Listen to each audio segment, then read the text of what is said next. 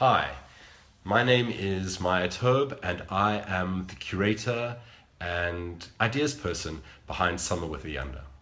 Summer with Ayanda is an idea that engages with open access, the non-institution, and support from the brand in creative arts practice.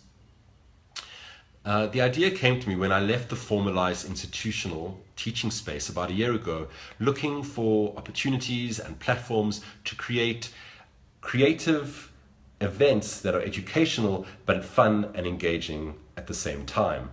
So on a Sunday afternoon, in this case, on a Sunday afternoon, the public are invited to Muizenburg to engage with Ayanda in watching and interrogating movies that are available on the open access archive and films that her peers have made. So it's a journey of Ayanda.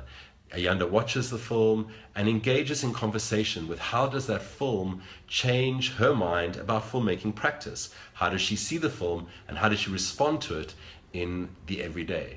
So what happens is that it's a fun afternoon of watching movies, education, and being in Muizenburg. I think it's a great idea.